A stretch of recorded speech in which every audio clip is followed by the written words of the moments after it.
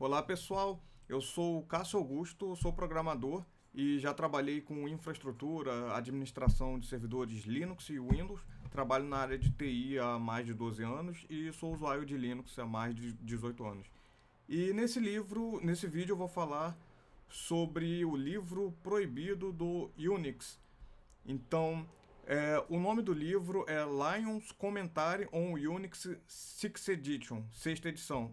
Ou seja, Lyons, que é o nome do autor, comentários, comentários sobre a sexta edição do sistema operacional Unix com o código-fonte.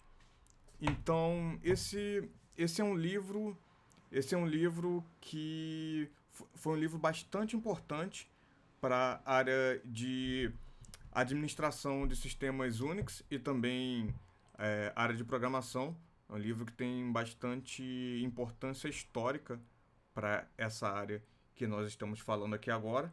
Então, dando mais detalhes aqui, tem aqui, até na capa do livro, tem um comentário do Ken Thompson.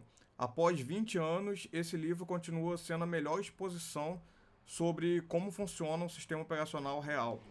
Então, quem quiser pode deixar um comentário aqui, depois eu vou parar, vou responder todos os comentários, vou mandar link, se alguém pedir, posso escrever aqui também o nome do livro certinho para você poder procurar.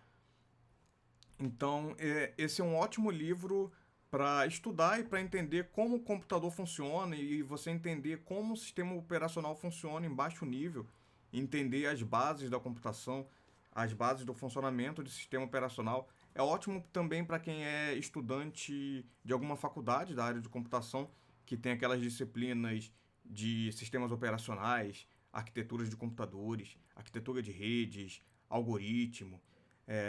Esse livro é uma ótima companhia para você estudar, para te ajudar a estudar para essas disciplinas. Você pode até falar sobre isso, compartilha o vídeo e fala sobre esse livro com o pessoal da tua faculdade, para quem for estudante ou professor, ou cursos não necessariamente universitários. Então, esse é um livro que ele vem com o código-fonte do Unix, da sexta edição do sistema operacional Unix. E na capa do livro, tem uma coisa bastante interessante na capa do livro. Como eu estou fazendo a live aqui pelo aplicativo do YouTube, não tem como botar a capa aqui. Mas a capa do livro, depois eu vou mandar o link aqui para vocês verem. Quem comentar aqui eu vou mandar como resposta e fica aí. Então, na capa do livro, na edição relançada desse livro, Lyons Commentary on Unix Sixth Edition, com código-fonte do John Lyons. John Lyons é o nome do autor. Esse livro foi relançado cerca de 20 anos depois, depois dessa época que foi proibido, né? Ele foi relançado. E na capa do livro, uma coisa bem engraçada, inclusive, na capa do livro, eles botam dois estudantes numa máquina copiadora, com um calendário de 1980. Ele bota dois estudantes com o calendário de 1980 no fundo e ele com o livro tirando o xerox escondido e o outro cara olhando para a porta para ninguém ver, porque esse livro foi tirado de circulação na época.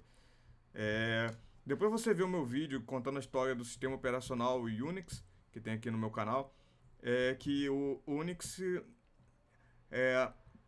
até determinada versão, ele era um sistema operacional proprietário, só que o código-fonte dele era disponibilizado, não era open source, não era software livre, mas o código-fonte era disponibilizado para estudos, para ser utilizado em faculdades, em aulas de sistemas operacionais, para ser usado em estudos. E esse livro vinha com código-fonte impresso no livro, com comentários, com explicação do autor do livro, explicando em detalhes como funciona o código-fonte do Unix. E é bastante interessante ainda hoje, por essa explicação, dá para ter um entendimento de como o sistema operacional funciona um pouco mais a fundo. Além da parte teórica, você vê na prática mesmo, em um sistema operacional real, e que, como é uma versão antiga, ele não é tão complexo quanto o kernel atual do Linux, por exemplo, ou do BSD. Então, é bastante interessante você estudar esse livro por isso.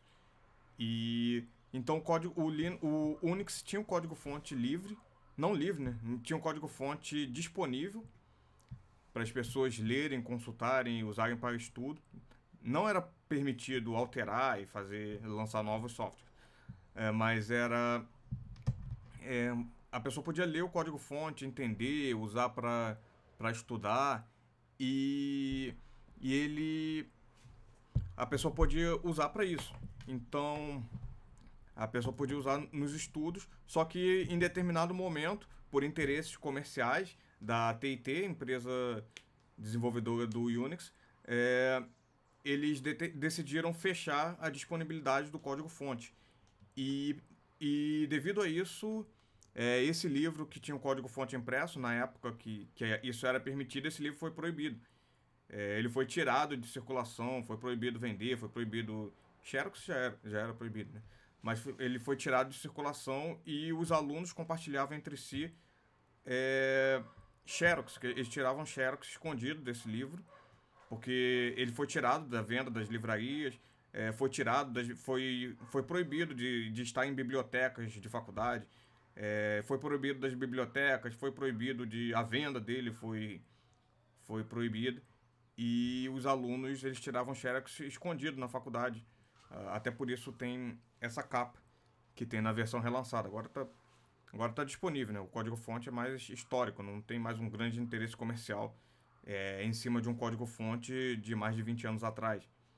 Mas naquela época aquilo foi considerado segredo tecnológico proprietário dos desenvolvedores do Unix. Foi até isso que motivou a criação do Linux. Do Linux e também da Free Software Foundation, do projeto GNU, lá do Richard Stallman, criação do software livre. Um grande motivador disso foi a proibição do código-fonte do Unix. E aí veio a história do Andrew Tannenbaum,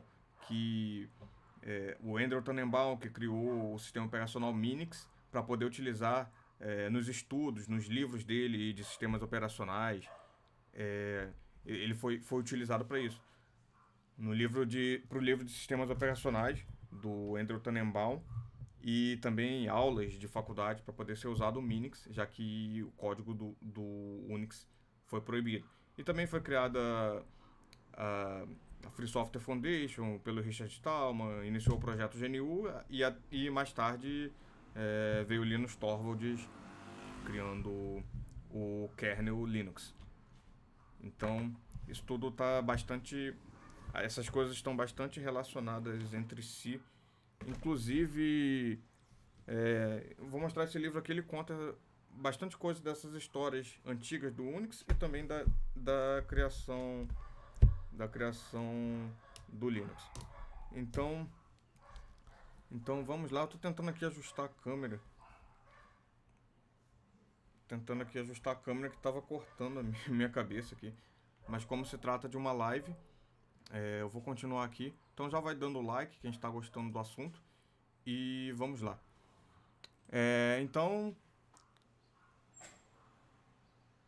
Josenito Tutoriais, um abraço aí. O Josenito Tutoriais comentou aqui: fala, Cássio, desapareci, mas tô por aqui, cara. Isso aí, Josenito Tutoriais, eu tô vendo aqui. Depois eu vou passar lá no teu canal e vou ver também. Tô vendo aqui. Josenito Tutoriais comentou aqui: no momento estou estudando HTML e CSS3. Isso aí, muito bom para quem quer ser desenvolvedor front-end ou para dar os primeiros passos em full stack, para quem já sabe back-end, saber também. É interessante depois aprender Angular ou React. Então, continuando aqui.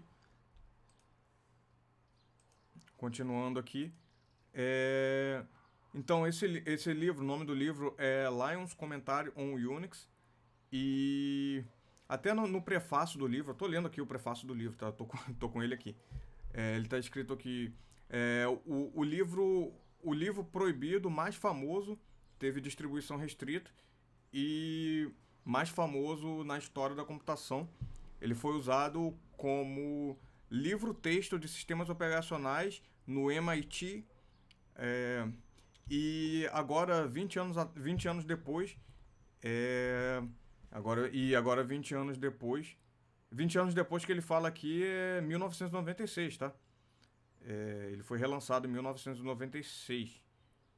salvo engano. Foi relançado em 1996. Então ele se refere a 20 anos atrás, de 1996, quando foi relançado, que o código já não era mais um segredo industrial, já tinha passado 20 anos. E da época que ele teve a distribuição proibida, que ele foi tirado das bibliotecas, das livrarias, e os estudantes tiravam cópia escondida. Então ele foi usado como livro-texto, livro base de estudos 20 anos atrás, como está se referindo a 96, são quase 40 anos atrás, que ele se refere, quase 40 anos atrás, que a versão original desse livro foi lançada e que foi tirada de circulação. Então, até hoje ele continua sendo um dos melhores livros expondo como um sistema operacional real, realmente utilizado no mercado, como o sistema operacional real funciona a fundo. E quem está falando isso não sou eu.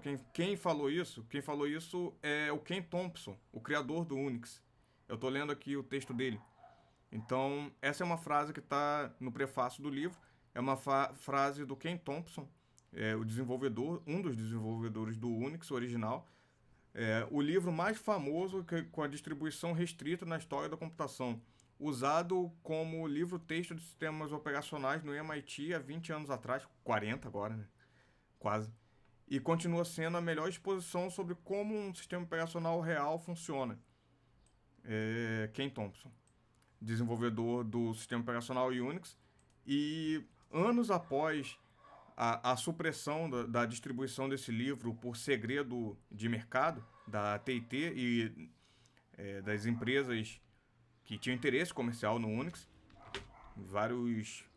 que existiam várias como distribuições do Unix de outras empresas que tinham essa permissão para comercializar diferentes versões do Unix. Então existia o BSD, existia BSD Unix, existia o IRIX, HP UX, tinham vários.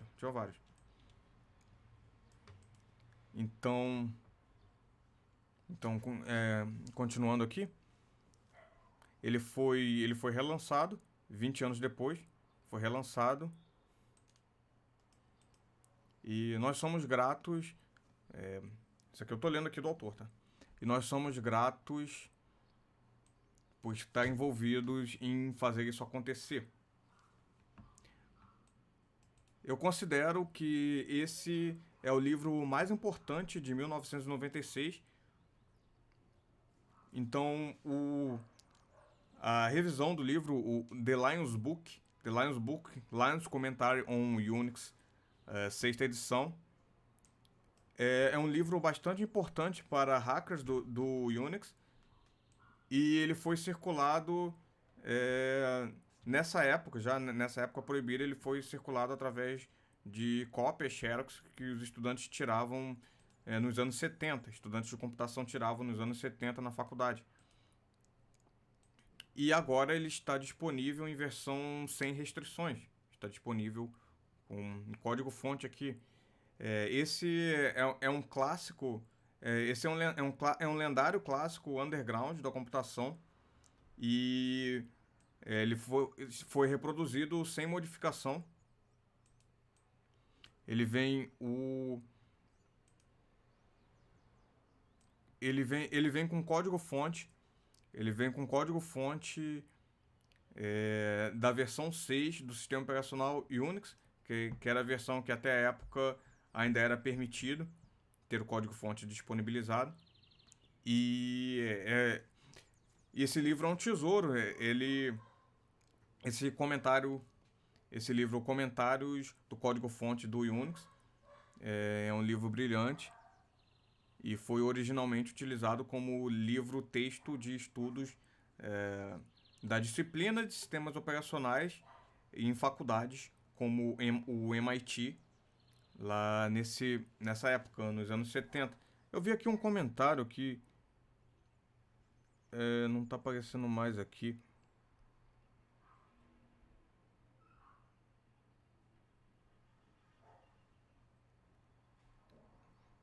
Alguém comentou aqui, mas acho que apagou o comentário. É, tô fazendo aqui no celular, se puder comentar de novo. Ah, aqui não tá aparecendo. Então, esse é um livro, esse livro que eu tô falando, ele é um livro bastante raro, a versão física é bastante rara. Eu achei aqui para vender na Amazon, tem algumas pessoas vendendo. Eu acho que né, são versões usadas desse livro, estão vendendo por mais de R$ 300. O mais barato que eu vi aqui tá 320, mas não se preocupa não, porque tem um PDF aí rolando aí na internet, tem site que tem ele publicado. Não sei se já está em domínio público. Não sei se já está em domínio público. Se já tiver em domínio público, eu até posso deixar aqui o link. Mas se ele não tiver em domínio público, você deixa um comentário que eu posso mandar, eu mando e depois apago. Não sei, vou ver como que eu faço. Eu não sei se ele está em domínio público, se eu posso colocar aqui abertamente, mas pode deixar aqui, se alguém comentar aqui, deixar algum meio de comunicação, alguma coisa assim, eu posso mandar no privado. Que eu tenho que ver se é domínio público, que eu não vou mandar como pirata. Então, tô lendo aqui a contracapa do livro. O livro do Lyons, Lyons é o autor do livro. O livro do Lyons, ele foi bastante utilizado, é ainda hoje utilizado por hackers do Unix e foi circulado em versão Xerox, foi circulado em versão Xerox escondido, né, nos anos 70 e agora ele está disponível. Tem PDF para download e em alguns lugares você encontra para venda. Mesmo assim, ele é difícil de encontrar. E as versões físicas que você encontra, ele tá caro. Como eu te falei, é 300 e poucos reais. Então, mais prático é o PDF mesmo. Ou até o modo tradicional, né? Tirar xerox de alguém que tem. Mas tem um PDF aí. E na internet também acha. Não é tão fácil assim, mas encontra assim. E ele vem o código-fonte, vem escrito nas páginas do livro. Vem escrito o código-fonte do Unix. Várias partes importantes do código-fonte do Unix. Comentado e explicado pelo autor do livro, que é um desenvolvedor com bastante conhecimento de desenvolvimento de sistemas operacionais, Assembly, C, C++, desenvolvimento de baixo nível. E ele é todo explicado, todo comentado, todo explicado como que funciona o sistema operacional. E os próprios criadores do Unix recomendam esse livro como livro de estudo.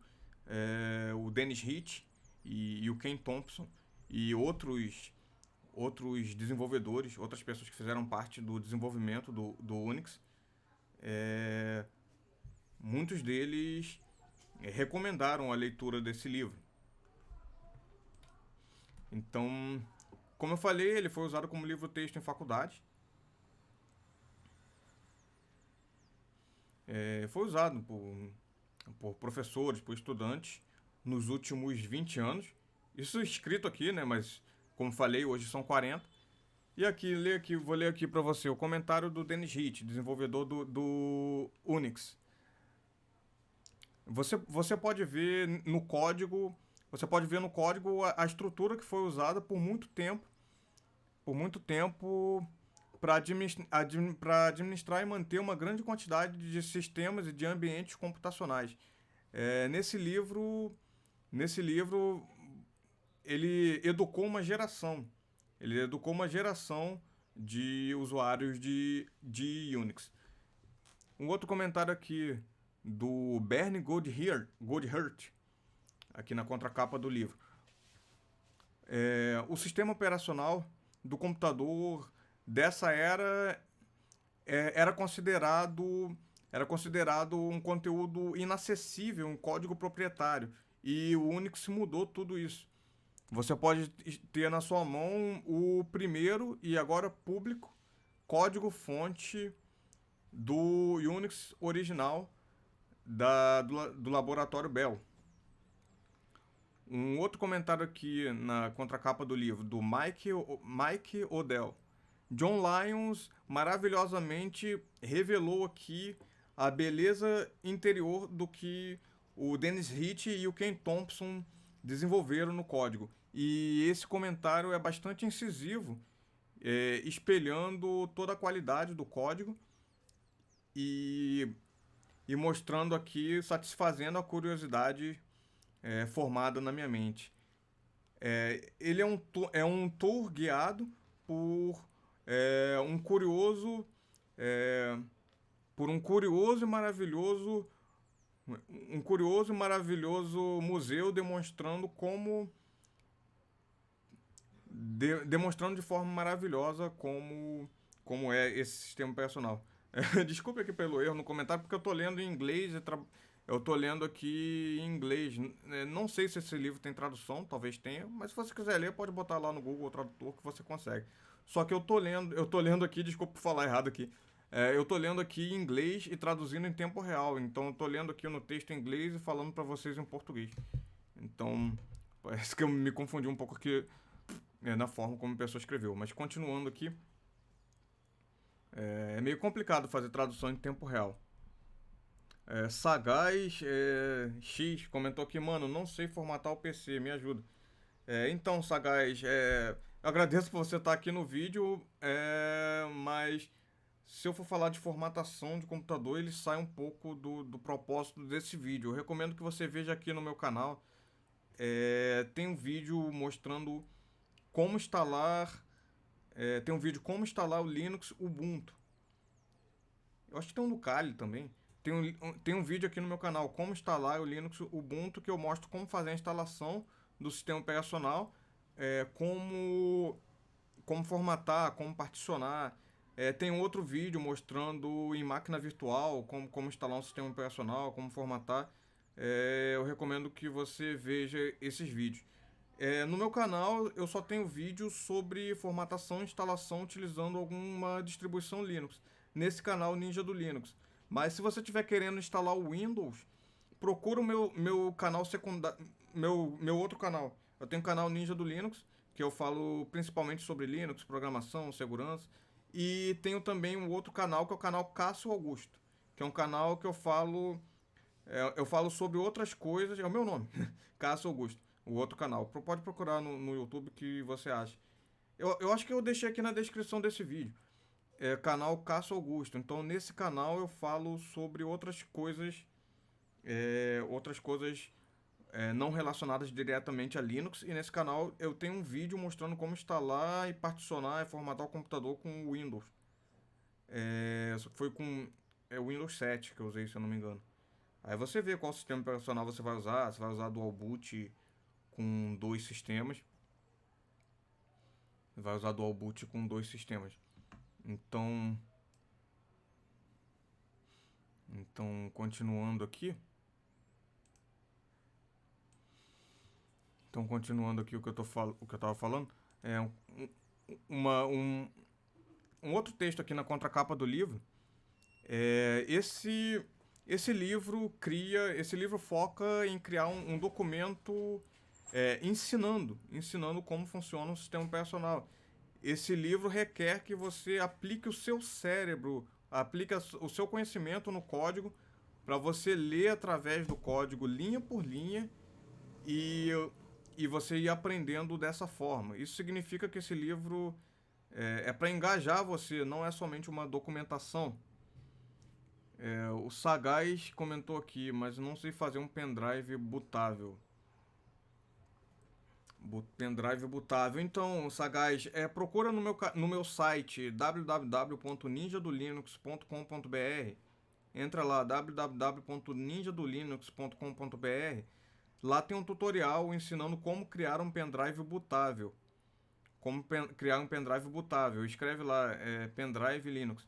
Lá tem um vídeo ensinando como criar um pendrive bootável. E eu não lembro de ter publicado isso em vídeo no canal, mas tem um tutorial lá. Aí você lê lá, se tiver alguma dúvida. Se tiver alguma dúvida, pode comentar lá. Pode comentar lá, tem esse pendrive bootável. Quando você baixa eu tô falando do Ubuntu, que como você está com essa dificuldade de formatar, o Ubuntu seria uma distribuição fácil para você usar, mas pode ser outra. Ele vem com um software que você pode usar para criar disco de boot. Se você for fazer com Windows, existe também o Rufus. Aí você tem que baixar uma ISO. Baixar uma ISO do Windows ou do Linux e usar um desses softwares. Na internet você acha com facilidade. é como você acha com facilidade a informação de como criar o disco de boot, o pendrive bootável no caso. Aí você tem que configurar o boot na sua BIOS lá, quando você aperta o Del, quando liga o computador. Ou outro botão, se for notebook, dependendo do modelo. E lá você tem que, em alguns você tem que configurar o pendrive para fazer a inicialização. Então, infelizmente, não tem como eu mostrar aqui. Se eu estivesse transmitindo aqui a tela do computador, eu colocaria aqui e se eu não tivesse focado nesse assunto do livro com código-fonte do Unix, eu até faria aqui uma criação agora, uma criação de um pendrive bootável. Inclusive, eu estou até com vários pendrives aqui, uma coisa que eu ia falar depois. Eu estou com alguns pendrives aqui que eu estou pensando em criar uma loja virtual. Eu tenho alguns aqui de demonstração, pendrive assim, em formato de Darth Vader que eu vou vender. Não está pronto ainda. Se alguém tiver interesse, pode até comentar aqui, falar que aí depois eu volto aqui na conversa e quando tiver disponível eu mostro onde você pode comprar essas coisas.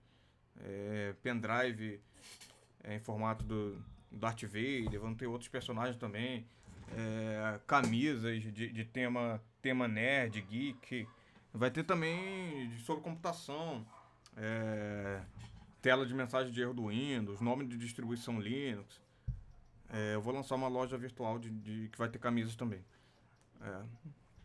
Mas não tá lançado ainda, não tá pronto ainda. Quem tiver interesse, comenta aí que depois eu aviso quando estiver pronto. Se quiser mandar algum meio de comunicação, e-mail, WhatsApp, alguma coisa assim, pode mandar aí que eu posso entrar em contato quando estiver pronto, mas infelizmente agora ainda não está disponível. Então, voltando aqui, a leitura aqui da contracapa e do prefácio do livro. A sexta edição, a sexta edição, ele não tem outro livro paralelo a esse com essa capacidade provida a cada linha de código, que nós adquirimos na leitura desse livro, que ele é bastante importante, traz um bastante conteúdo sobre software, especificamente sobre sistema operacional, sobre um software básico no computador. E por causa disso nós não podemos durante um tempo discutir legalmente sobre esse livro nas turmas de sistemas operacionais da faculdade. Muitas das discussões sobre o conteúdo desse livro eram feitos em encontros à noite numa sala de aula vazia para discutir esse livro, porque ele não podia ser visto com ele na mão. Então, por muito tempo na minha vida, eu fui um membro ativo no underground. Isso aqui é um comentário aqui de Peter B. Hentges, que falando aqui que ele na contracapa do livro, ele e outras pessoas estudavam esse livro escondido, chegava lá de noite, de madrugada, lá na sala de aula da faculdade. E ficava estudando escondido, porque não podia aparecer com esse livro na sala de aula, senão podia acontecer alguma coisa. Miguel comentou aqui, boas, mano, aí, beleza com você? E aí, beleza, Miguel? Seja muito bem-vindo, obrigado por estar aqui assistindo esse vídeo. Nesse vídeo eu tô falando sobre um livro que vem o código-fonte do sistema operacional Unix, comentado e explicado pelo autor. E é um livro que ele foi proibido, ele foi tirado de circulação e se manteve proibido por cerca de 20 anos. E o pessoal da época estudava ele escondido, ele foi tirado das bibliotecas da faculdade, foi proibida a venda o personal XZ comentou aqui, era um encontro no escuro com uma lanterna acesa no rosto. Assim, como é uma coisa bem antiga, como se fosse uma tipo de deep web pessoalmente.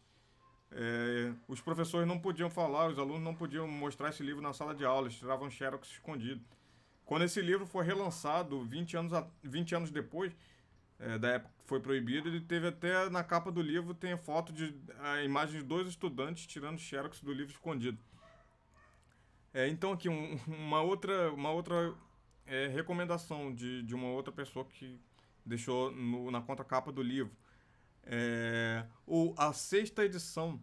A sexta edição do kernel do Unix é muito bem estruturada, programado, é um programa conciso e até esse dia não encontramos outro programa que demonstre a capacidade de engenharia colocado nele. Só um detalhe aqui, antes de terminar de ler, esse comentário aqui foi escrito. Esse comentário aqui foi escrito há quase 40 anos atrás. Se foi entre vinte e 40 anos atrás. Então, o kernel Linux, ele ainda não estava na forma como está hoje. Só um comentário aqui.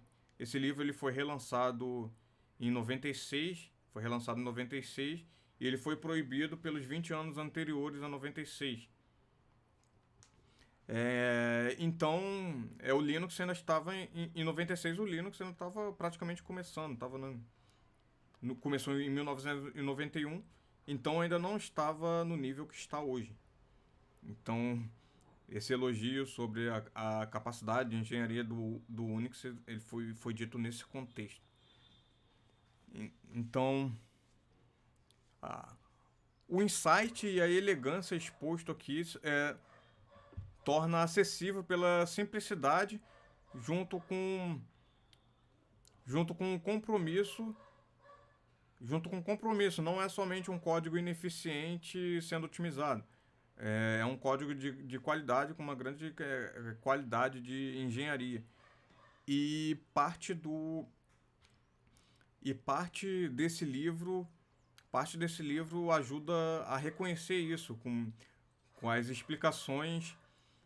Ajuda a reconhecer isso com as explicações do autor do livro sobre como funciona o código-fonte do Unix. Então o livro Comentários do Lions no Unix, sexta edição, em inglês, o original é o nome Lions Commentarium Unix Sixth Edition, with Source Code. Quem quiser ler, deixa um comentário aí que eu posso mandar o PDF.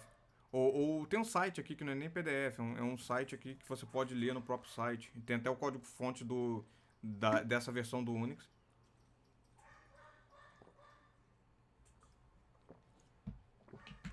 Você pode ler. Então, esse livro, lançado em 1976, ele contém o código-fonte completo do Unix, sexta edição, do kernel do Unix, sexta edição, e ele contém comentários analisando como funciona a fundo, junto com uma cópia formatada e indexada pelo Lions do código-fonte que foi obtido diretamente dos autores do Laboratório Bell, do Bell Labs, da AT&T, e esse livro é chamado de Lions Book, de livro do Lions. Personal XZ comentou aqui, Linux Commentary on Unix, é isso aí. Lions Commentary on Unix 6th Edition with Source Code. É o nome original do livro. Se você pesquisar isso no Google, abre outra aba do navegador, escreve isso daí que ele comentou e coloca PDF e você vai achar o livro para download. Então, ele por si mesmo é um exemplar do sucesso que o Unix teve como um código portável publicado para diferentes plataformas. O trabalho do Lions ainda é considerado hoje uma das melhores explicações do sistema operacional Unix e de como utilizar as ferramentas do Unix em sistemas usados rodando código portado para diferentes plataformas e bem documentado também. E esse é comumente um dos livros mais copiados, é comumente conhecido como o livro mais copiado da área de ciência da computação. E ele é ótimo em explicar com excelentes comentários, de forma simples e com excelentes comentários, e explicar um código de alta qualidade. O trabalho dele foi reimprimido em 1996 pela editora Peer-to-Peer Communications e vem sendo circulado, recriado e reconstruído em diferentes mídias. Por estar acontecendo isso, eu imagino que ele já esteja em domínio público, ou se não tiver em domínio público, ele tenha a licença que permita a cópia. E se for o caso, eu posso mandar o link do PDF. E aqui está falando de uma página web que foi uma página web que tem esse código. Eu estou com essa página web aqui aberta e a sinopse do livro é: o Unix é um sistema operacional. O Unix, o código-fonte do Unix versão 6, o que ele trata no livro é focado principalmente no código-fonte do kernel, que é editado, comentado e explicado pelo Lions, e é separado por funcionalidade para a pessoa conseguir entender. Até bastante interessante para quem quer criar um sistema operacional, para quem quer entender como o sistema operacional funciona, ou até como os primeiros passos para quem quer ser desenvolvedor do kernel do Linux. Porque o kernel Linux, a versão atual, ele é bastante complexo de se entender logo de cara. E esse Unix, como é um sistema de vários anos antes, as coisas eram mais simples, o código é mais simples de se entender do que o kernel Linux atual. Então, e também essas ótimas explicações do autor também ajudam bastante. Então é bom quem quer ser desenvolvedor do kernel do Linux ler esse livro. Então ele separa por funcionalidades como inicialização do sistema, gerenciamento de processos. São diferentes funcionalidades de um sistema operacional. Quem já estudou algum livro de sistemas operacionais, como o do Andrew Tannenbaum, é, é bastante interessante. Então, inclusive o Andrew Tannenbaum, o livro dele de sistemas operacionais, que vem com código-fonte. O Personal XZ comentou aqui: ler código-fonte sem comentário é coisa de Jedi. Acho que não é coisa de Jedi, não. É coisa do lado negro da força.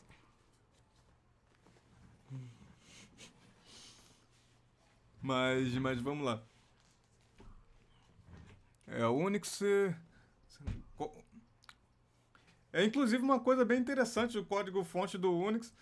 Tem uma parte do código-fonte que os autores deixaram um comentário escrito lá: Nós não esperamos que você entenda essa parte do código.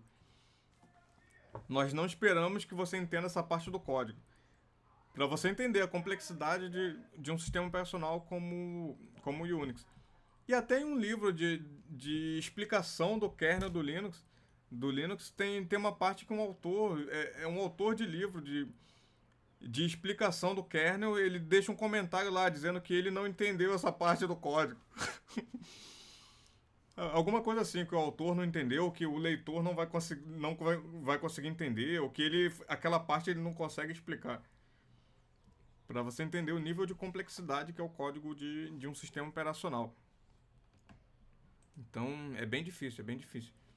E até a proibição desse livro, na época, eu imagino que tenha sido uma das coisas que motivaram o Andrew Tannenbaum a escrever o livro dele de sistemas operacionais e criar um sistema operacional, o Minix, no caso, e colocar o código-fonte do Minix impresso. É um outro livro, inclusive, é um outro livro bastante interessante para você estudar sistemas operacionais, que é o livro que o Andrew Tannenbaum escreveu quando o código-fonte do Unix foi tirado de circulação. Foi proibido, inclusive acarretando a proibição desse livro, que é o assunto aqui, o tópico aqui desse vídeo. Mas o Andrew Tannenbaum, como forma de resolver esse problema, ele escreveu um livro e criou um sistema operacional, o Minix, uma versão simplificada do Unix, e colocou o código-fonte dele comentado e explicado no livro dele, Sistemas Operacionais Modernos, do Andrew Tannenbaum. E como eu te falei, isso é bastante importante para entender a história do Linux.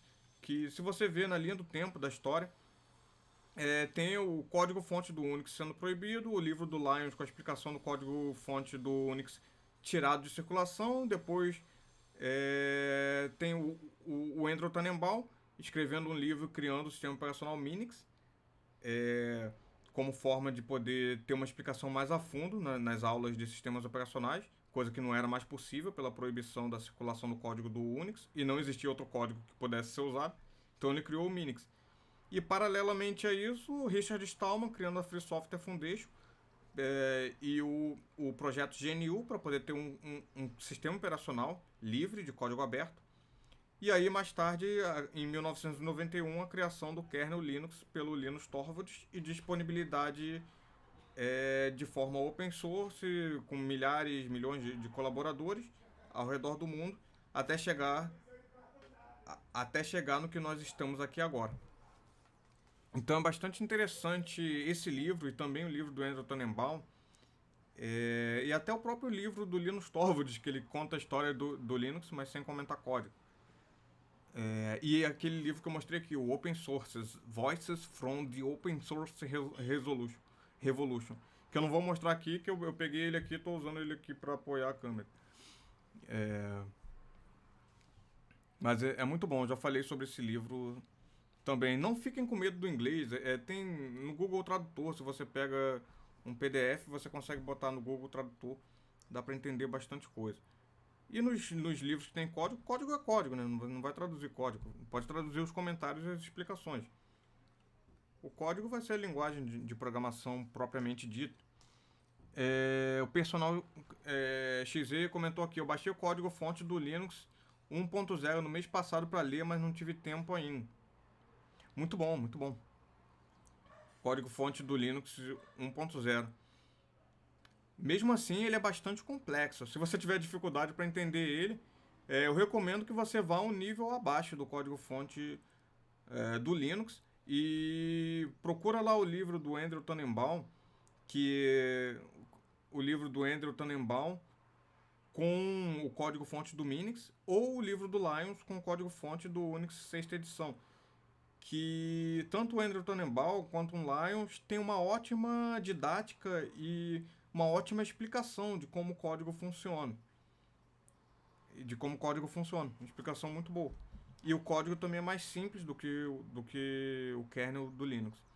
Mas do Linux também, você pode procurar os livros de desenvolvimento do kernel do Linux. Se você quiser acompanhar com o kernel do Linux, você pode procurar os livros de desenvolvimento do kernel do Linux. Que é muito bom. Eu gostaria de ter mais tempo para continuar estudando isso. Mas eu já estudei há bastante tempo atrás. E ultimamente eu venho desenvolvendo mais para alto nível mesmo. Python, desenvolvendo software, trabalhando mesmo como programador.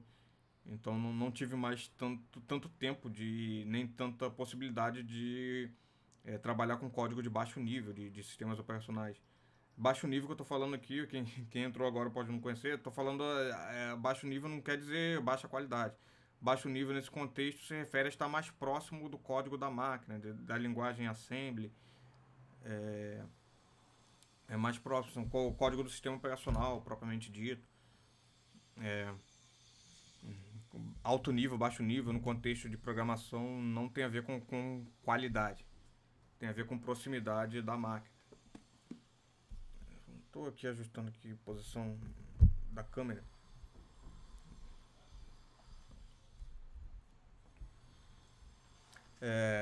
Então, continuando aqui, o código-fonte,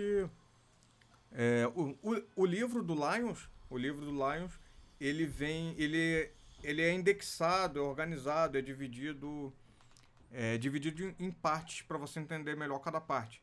Ele é dividido, ele tem um índice e ele é dividido por funcionalidades. E algumas dessas funcionalidades que você vê o código-fonte dividido, as explicações organizadas, são uma delas, inicialização do sistema operacional e processo de gerenciamento da máquina, interrupções e system calls, chamadas de sistema, interrupções, que é uma coisa bastante interessante, chamada de de sistemas e interrupções.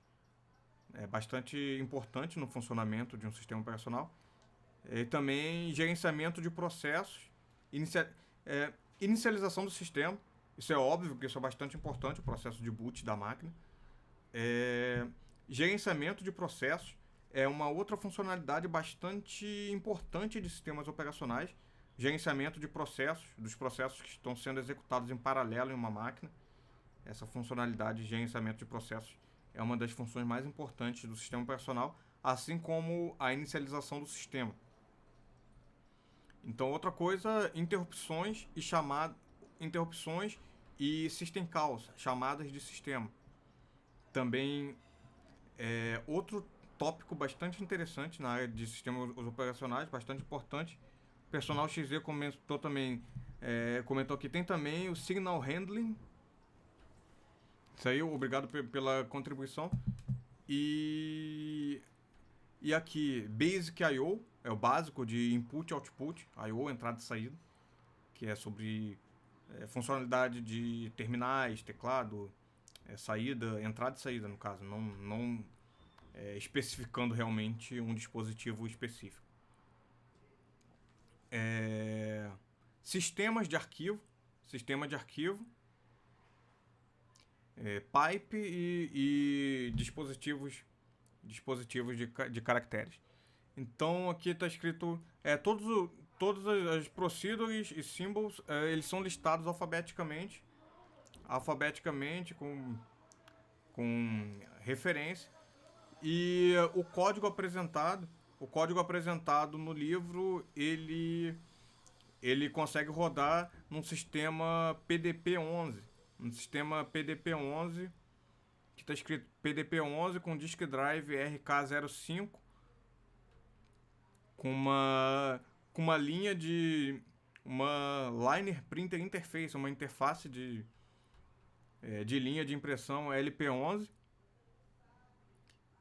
e um paper tape writer PCL11 e uma interface de terminal KL11 ou um emulador de terminal PDP-11, como o SIMH, que é um emulador de terminal PDP-11.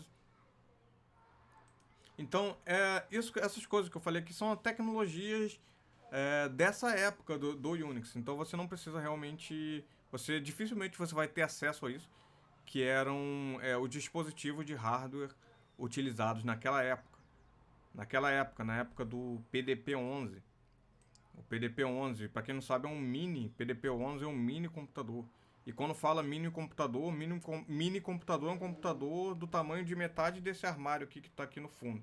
É um mini computador do tamanho de metade desse armário aqui que está aqui no fundo. Por isso chama de mini. Os computadores atuais são microcomputadores. Então, sim, tem os emuladores. Na internet você encontra. E então, quando fala mini PDP-11, mini computador, o pessoal mais novo, quando escuta mini computador, ele imagina um computador pequenininho, menor que um smartphone, como um Raspberry Pi, ou um computador portátil assim desse tamanho. Mas não é. Mini computador, o termo computador usado originalmente, ele se referia a máquinas que ocupavam um galpão inteiro, um andar inteiro de um prédio. Que a pessoa não existia o conceito de apontar para um computador, falar isso aqui é um computador, isso não existia. Porque o computador estava ao redor da pessoa em todos os lugares. Ele era uma máquina que ocupava um galpão inteiro, uma sala inteira, e estava em todas as paredes da sala. Em todos os lugares tinham peças do computador. A pessoa estava literalmente dentro do computador. Você vê naqueles filmes antigos, documentários, você vê a pessoa fala que vai consultar o computador. Aí o computador é uma parede inteira, cheio de manivela, de botões, de fios. Então, isso era o computador, como o ENIAC, ou o Colossus, ou outros computadores tradicionais. E aí o mini computador era um computador que era menor. Ele não é mais o tamanho de uma sala inteira, não é mais o tamanho de um galpão inteiro. Ele é o tamanho de um armário aqui. Ou dependendo do modelo, ou o tamanho desse armário aqui, ou metade desse armário. metade desse armário. E em módulos, né? Pode ser o tamanho de metade desse armário, mas se você quer colocar um HD, você tem mais outro bloco do tamanho da mesa que eu estou usando aqui, que vai ser o HD. Mais um outro bloco do tamanho de uma mesa, que vai ser a impressora. E só o terminal vai ser o tamanho, vai ser maior do que um computador atual. Então isso é um mini computador. E o computador que nós temos hoje são os microcomputadores. O desktop grandão de mesa, ele já é o microcomputador. E aí tem outras versões de microcomputadores. O, é, o laptop, o notebook e os computadores de mão. E agora os smartphones. Sim, recebi um comentário aqui que eles nem imaginavam mini computador, os computadores hoje que cabem na palma da mão. Isso mesmo, isso mesmo. Por isso que é um computador que ocupava uma sala inteira, às vezes um andar inteiro de um prédio. Um andar inteiro de um prédio. Era Isso era o que era conhecido como computador. Então é natural chamar um computador de um tamanho desse armário aqui, que ocupa uma parede inteira, chamar isso de um mini computador. E mais natural ainda chamar um computador atual que ocupe só uma mesa, com monitor, teclado, mouse e gabinete, chamar isso de microcomputador. Por isso que não é correto chamar um Raspberry Pi chamar de mini computador. Não é correto, porque um computador maior que ele já é o micro. Então, comumente a gente chama de computadores portáteis, como os antigos Palm, os handheld e os smartphones atuais. Então, eu já tive alguns desses antigos que eu mexia. Então o Palm era um tipo de computador antigo do tamanho assim de um smartphone, só que a pessoa mexia com uma caneta. Ele não podia tocar com o dedo, a não ser que tivesse unha grande. Tinha gente que tocava com a ponta da unha. Que em alguns modelos ele tinha a mesma função que a caneta stylus. Então as pessoas usavam uma canetinha aqui e um computador portátil que ele não tinha recursos de telefone, ele não tinha internet. Então as pessoas. Era comum em algumas empresas, executivos, gerentes, pessoas usavam para ficar mandando e-mail. E ele mandava e-mail sem internet, sabe como que era? Ele ficava mandando e-mail sem internet, ele ficava gravado no programa de e-mail. Aí quando o cara chegava em casa, ele ligava o computador portátil, ou Palm, ou handheld. A diferença do Palm e o handheld é que o Palm Top, ele tinha só uma tela com a caneta, e o handheld ele era como um notebook pequenininho, ele tinha tela e teclado. Eu tive um antigo HP Jornada 720. Inclusive até instalei o NetBSD nele e uma versão do Slackware. Depois você procura aí para saber o que é. Depois eu vendi, né? Mas eu usei para estudar isso. Então as pessoas faziam isso, para você ter uma ideia. Eles usavam o computador na rua, em viagem, no trânsito, sem estar conectado na internet. Mandava e-mail para um monte de gente, ficava tudo na caixa de saída. Aí só depois, quando o cara chegava em casa, ou na empresa, ele ligava um fio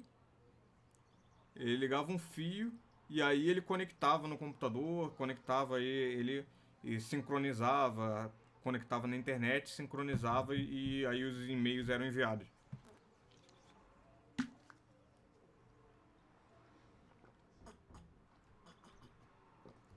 Bem legal essa tecnologia anterior ao smartphone. Infelizmente não existe. Se existisse, eu acho que eu até trocaria o smartphone por um computador portátil mesmo que não seja telefone.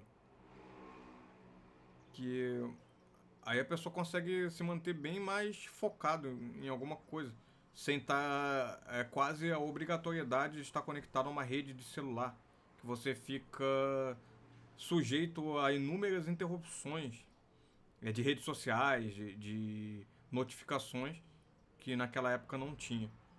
É uma coisa que eu tenho até saudade do meu computador portátil, o HP Jornada 720, que eu tinha antigamente. Hoje nos smartphones não temos isso, tem essa cultura de estar conectado o tempo todo. Mas voltando aqui, já falei aqui sobre o livro, falei sobre a divisão de capítulos do livro. e um pouco sobre o PDP-11, sobre a história do Unix, sobre a história do Linux, e um pouco sobre os minicomputadores, os computadores, minicomputadores, microcomputadores, computadores portáteis. Então eu peguei essa side quest aqui para falar sobre esses assuntos, mas vamos voltar aqui para o assunto principal, que é o tópico desse vídeo, que é o livro e o contexto tecnológico da época. No caso, o PDP-11, que era o computador que ele foi feito, o código foi feito para ser utilizado nele. Sabemos que ele foi adaptado para diversas plataformas, mas o que o livro se refere é esse. Então, esse livro ele fala sobre a tecnologia da época, como ele era usado. Alguém tem um link de algum emulador de PDP-11? Quem puder mandar aqui o link de um emulador do PDP-11? Manda aí, existem emuladores que você pode ver como era na época. Então esse livro ele comenta e ajuda também como uma documentação. Ajuda também como uma documentação. Isso aí, isso aí. Eu tô até com ele aberto aqui, até tinha esquecido. Tanta coisa que tem aqui na tela. O SIMH, pode procurar aí. SIMH é um emulador. SIMH é um emulador emulador de PDP-11 e de outros dispositivos também antigos dessa época que você pode utilizar para entender melhor como como eram esses computadores. Mas existe uma forma de instalar o Unix. Existe uma forma de instalar o Unix, se eu não me engano, sexta edição, numa máquina virtual no VirtualBox também. Existem tutoriais sobre isso. Se alguém tiver interesse, comenta aqui que eu posso até fazer um vídeo falando sobre isso, mostrando como fazer. Se bem que no YouTube tem alguns tutoriais ensinando como instalar. Tem que fazer um procedimento bem específico e tem umas imagens, uns arquivos de imagem de disquete de instalação que seguindo um tutorial que tem na internet. Se eu não me engano, tem o site Unix Universe, unixuniverse.com. Nesse site é um site muito bom também, assim como o meu site ninjadolinux.com.br. O site Unix Universe é um site muito bom para você estudar essas coisas. E tem um tutorial ensinando como instalar o Unix no VirtualBox. O Unix original, né? Daquela época. Não outros sistemas operacionais baseados. Então vamos lá. Até me perdi um pouco aqui, desculpa. E também lendo os textos em inglês e traduzindo em tempo real, me enrolei um pouco. Inclusive, isso é uma ótima forma de estudar inglês, tá? Você lê um livro, você lê algum conteúdo em inglês e fazer essas traduções, inglês, português. Ou algumas coisas que eu estou consultando aqui, eu estou lendo em inglês, mas estou falando em português porque esse vídeo está sendo transmitido principalmente para o público do Brasil. Então, esse livro tem uma seção também que fala sobre a arquitetura do PDP-11 e também tem um capítulo que fala sobre como ler programas em C. Então tem várias notas sobre o Unix e algumas documentações, páginas de manual do Unix, e o código-fonte é dividido pelas seções do código com todas as explicações, e o livro termina sugerindo exercícios para o estudante. O Lions ele explica comentando o código-fonte, e é possível entender o código sem comentários extras. É possível entender o código sem comentários extras, só com a explicação do Lions, que é uma explicação bastante profunda e bastante detalhada sobre como o código-fonte do sistema operacional Unix funciona. Então, é bastante interessante. Esse livro, ele foi impresso, ele foi lançado na forma impressa originalmente em 1977, 1977, após ele ter sido escrito, montado em 1976, como uma série de anotações. É, Josenito comentou aqui, então, você falou sobre o VirtualBox e fez uso para testar se determinado sistema operacional vai... Como é isso? Sumiu aqui.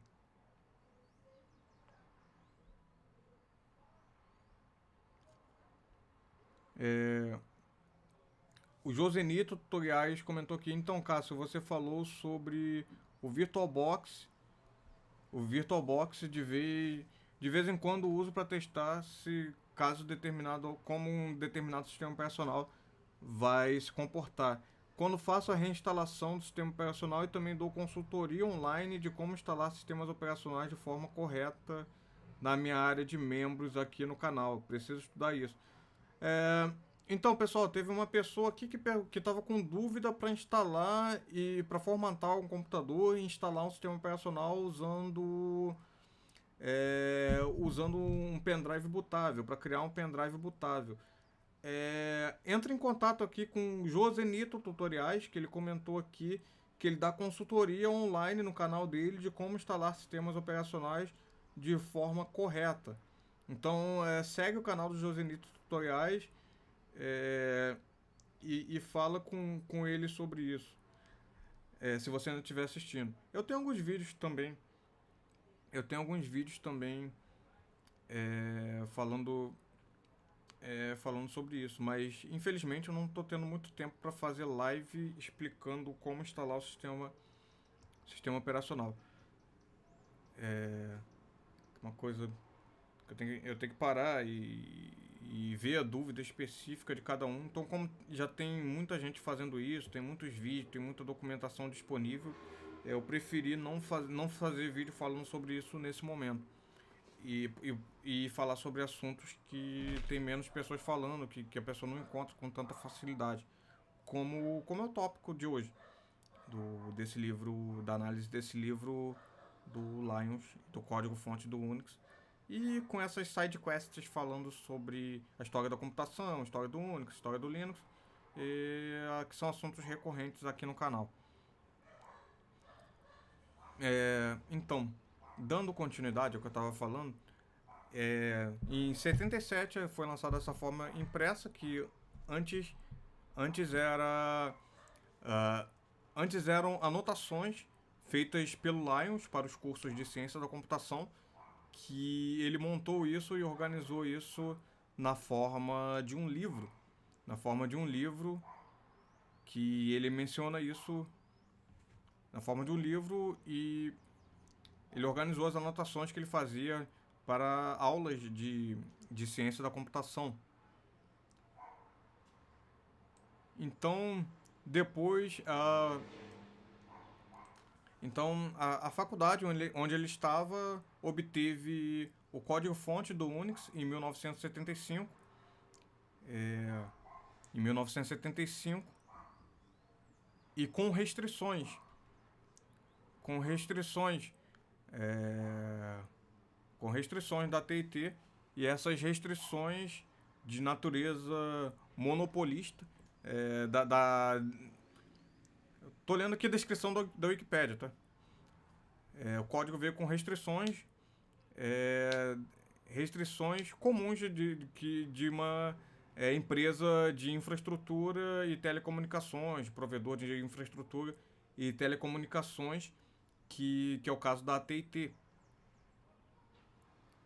E não era permitido.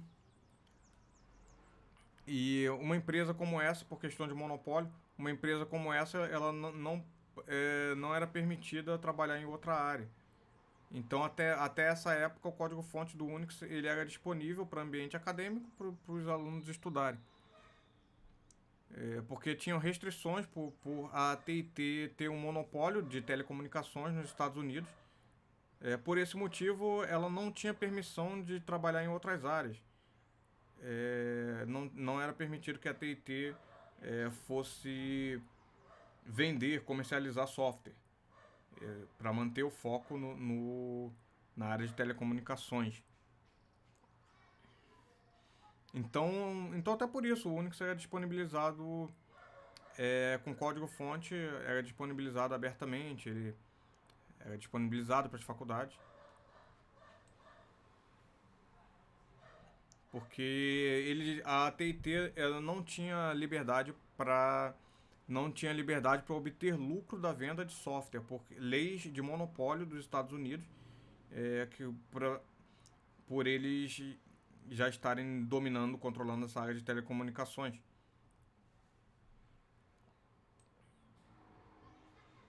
Então, também por isso o Unix passou a ser licenciado através de outras subsidiárias. Então, quando esse livro foi lançado no grupo de usuários Unix da Usenix, né, foi lançado, foi divulgado no grupo de usuários de Unix, né, e Usenix Newsletter em março, e também na Usenix Newsletter em março de 1977. Em março de 1977, ele foi anunciado a disponibilidade do livro para pessoas que possuíssem licenças do Unix.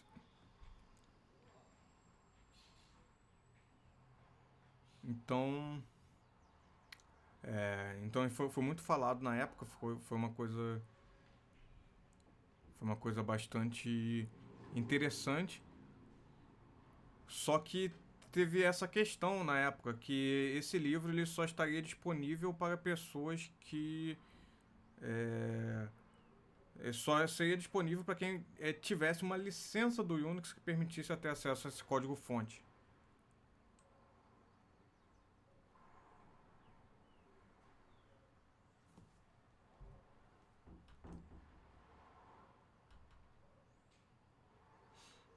Então,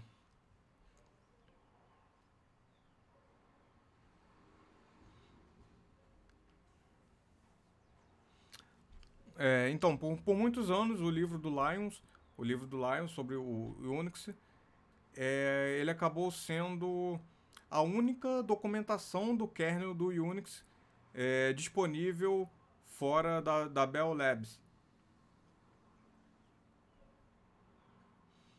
E, ele só era disponível, só era disponível para quem para salas de aulas de faculdade que tivessem a licença do Unix sexta edição. E aí eles teriam a possibilidade de ter acesso ao código-fonte, teria o direito para isso. Fora isso, ele não poderia ter acesso ao livro. Ter acesso ao código-fonte do Unix, no caso, que foi impresso no livro.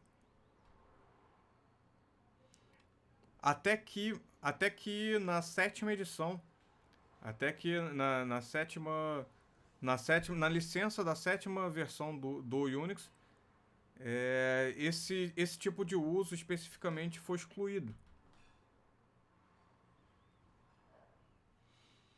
Então esse livro ele era baseado na versão anterior que tinha uma licença mais aberta que possibilitava isso. Só que a partir da sétima edição já não era mais permitido.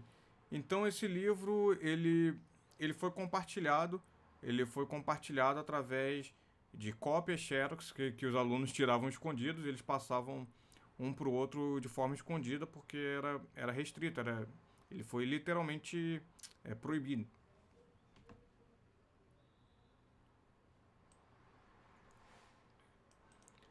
Por causa de, além das explicações, ele vem com código fonte do Unix comentado, e esse código fonte é propriedade intelectual. Então essa licença, essa restrição, ele foi bastante discutida, vem sendo bastante discutida até hoje, até influenciou bastante na criação do software livre, da Free Software Foundation, do Linux, do GNU.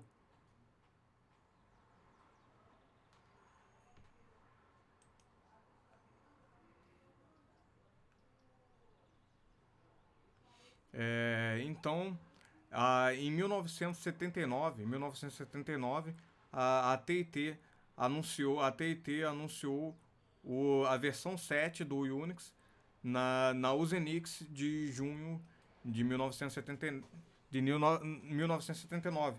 Informou que o uso acadêmico da licença não é mais automaticamente permitido o uso na sala de aula. Ou seja, a partir da sétima versão do Unix, quem tivesse a licença do Unix poderia utilizar o sistema operacional, mas faculdades que tivessem essa licença poderiam utilizar nos seus sistemas, mas não poderia usar o código-fonte em sala de aula para estudos.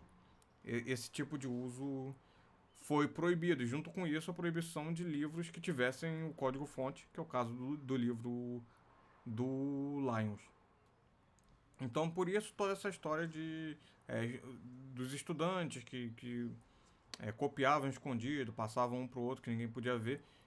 E, como falei antes, por causa dos efeitos dessa licença, que o autor Andrew Tannenbaum decidiu criar o sistema operacional Minix e usar o código do Minix nas aulas de sistemas operacionais e, consequentemente, no livro dele.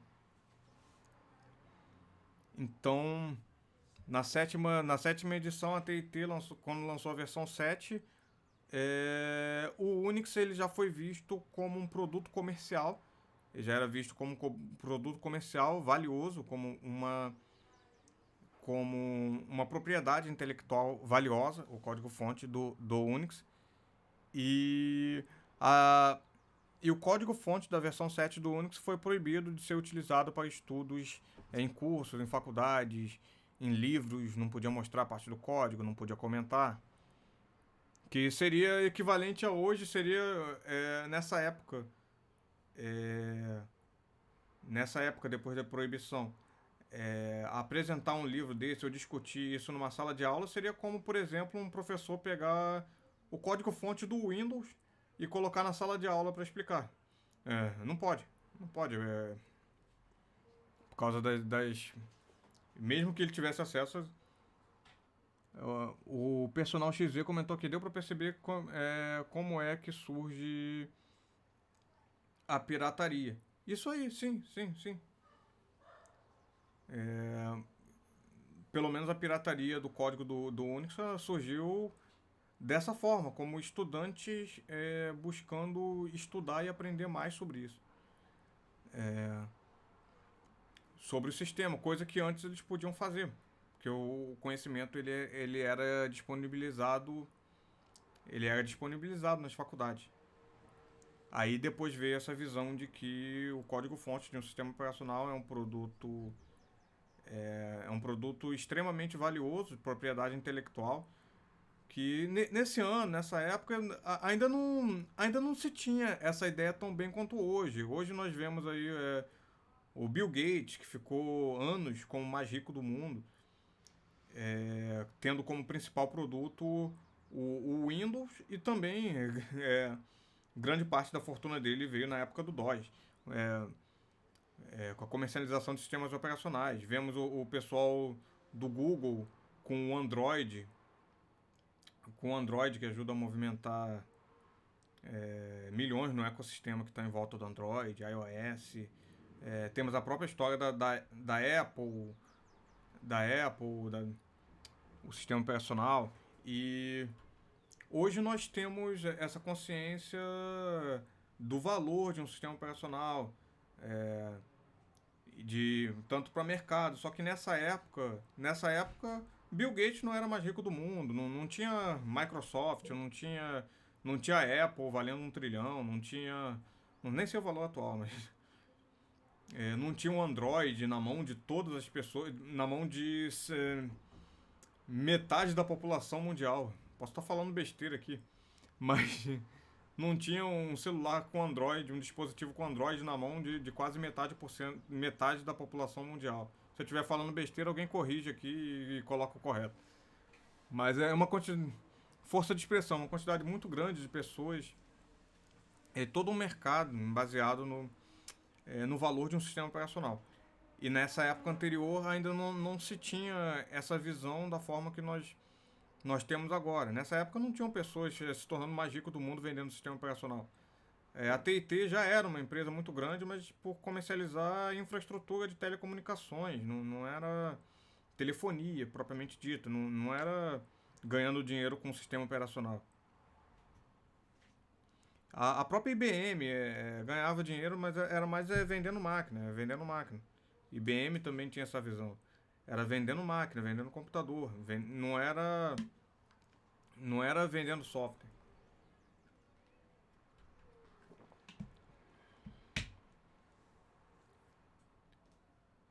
Então, no início não teve tanto esse interesse comercial de fechar o código para vender, para ganhar muito dinheiro vendendo código. Isso aí veio um pouco depois.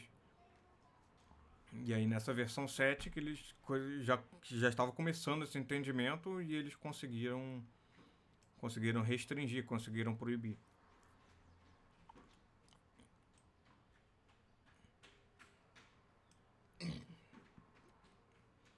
Então, várias pessoas importantes na história do Unix, como Peter Salus, Dennis Ritchie, Bernie Goodhart e vários proprietários do Unix, como vários proprietários do Unix e distribuidores de versões do Unix, como a TT Novell, Santa Cruz Operations, que era do Santa Cruz Operations era responsável pelo SCO Unix, Unixware, SCO Unix, Xenix.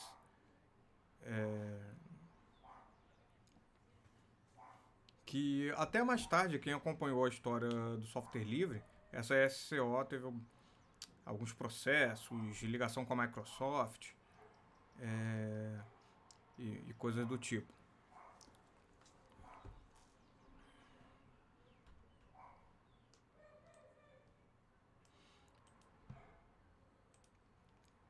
Então, várias pessoas importantes pro Unix, por muitos anos, várias pessoas importantes do Unix, por muitos anos, eles defenderam que esse livro deveria ser publicado oficialmente. Deveria ser permitido que esse livro fosse publicado oficialmente.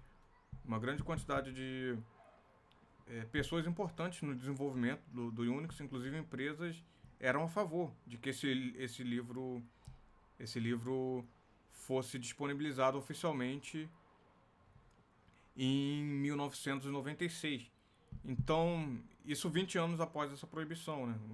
As coisas foram mudando e empresas e pessoas passaram a ter interesse que esse livro ficasse aberto. Então, em 1996, já tinham passado vários anos, aquele código já era um segredo comercial, ele já estava defasado, já era uma coisa que seria útil para estudos, mas que para interesse comercial talvez já não houvesse tanto, porque já tinha passado 20 anos. Então ele foi. Em 1996 ele foi publicado novamente, foi republicado. A SCO, Santa Cruz Operations, autorizou o lançamento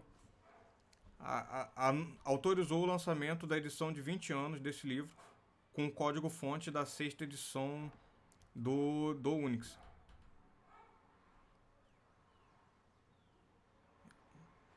E ele autorizou a disponibilidade do código-fonte de versões chamadas versões antigas, versões ancestrais do Unix, versões antigas, versões legado, não código atual, não código atual sendo comercializado atualmente, mas versões antigas até a sexta edição. ele foi permitido. Foi permitido e foi publicado pela Peer-to-Peer Communications.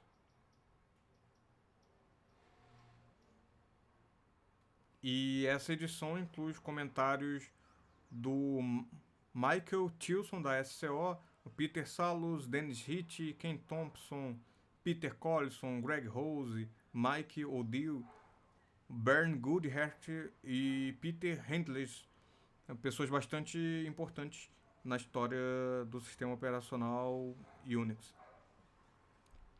Então, até que o que ocorreu foi que passou 20 anos e eles permitiram que esse livro voltasse a ser publicado. Então, uma coisa bastante interessante aqui nesse livro é que tem uma parte do livro, uma parte do código aqui, que tem um comentário no código, um comentário do código dizendo você não é esperado que você entenda isso. Como eu falei antes, desse comentário é para você entender a complexidade de que é estudar um código-fonte de sistema operacional aqui, sistema operacional antigo. Então tem uma parte do código que está escrito se um novo processo for parado por causa... Se um processo for parado por causa disso, setar a stack level para a última call e é esperado que retorne quando for executado imediatamente após a call atualmente retornar da última rotina. Aí tem essa explicação aqui embaixo, tem um comentário dizendo não é esperado que você entenda isso. Para você... Só um detalhe aqui, uma parte do código, né? Que você entender a complexidade disso. O personal XZ comentou aqui, tem que ter uma base de assembly. Sim, tem que ter base de assembly e tem que ter também... não é saber tudo de assembly, não. É entender como o código funciona, porque isso aqui não é nem assembly, isso aqui é C. Isso aqui é C. Mas tem que ter uma boa base de C. Assembly também para algumas partes. Mas tem que ter base também de C, base de arquitetura de computadores, base de arquitetura de sistemas operacionais. Mas esse próprio livro, que é o tópico aqui desse vídeo, esse próprio livro, ele já é um ótimo conteúdo para aprender sobre o assunto. Então, o Robson Oliveira perguntou aqui, qual livro você indica para aprender mais sobre o assunto? Então, livros que eu indico para aprender sobre esse assunto. Eu recomendo... um dos livros que eu recomendo obviamente esse livro que eu estou falando aqui, o Lions Commentary on Unix 6ª edição with Source Code. Comentários do Lions na 6ª edição do Unix com código-fonte, traduzindo aqui o título. Então é isso, esse livro. Ele tem um código-fonte do Unix comentado e explicado por esse autor com ótimas explicações. Então esse é um livro bom para isso, pelas explicações. Porque se você fosse ler o código puro do Unix, você provavelmente não ia entender nada só com código. Mas que essas explicações ajudam a entender. E um outro livro que é importante para isso, para entender sobre sistemas operacionais, é os livros do Andrew Tannenbaum. Tem o livro Sistemas Operacionais Modernos, do Andrew Tannenbaum, e tem o livro Sistemas Operacionais Projeto e Implementação. O personal XZ comentou aqui, em um livro ANSI C. Sim, é um livro de C, que para entender isso você tem que ter uma base, você tem que conhecer a linguagem C e você tem que conhecer a teoria por trás de como o sistema operacional funciona. Então, livros base de sistemas operacionais e de programação em C, eles ajudam você a entender. A pessoa que comentou de assembly nem precisa saber tanto de assembly, que assembly é bom você saber como funciona a sintaxe básica do Assembly, você conseguir ler um código Assembly, mas não precisa ser programador Assembly com experiência para poder ler esse código. Você tem que saber ler um código Assembly, mas não precisa necessariamente já ter desenvolvido softwares em Assembly.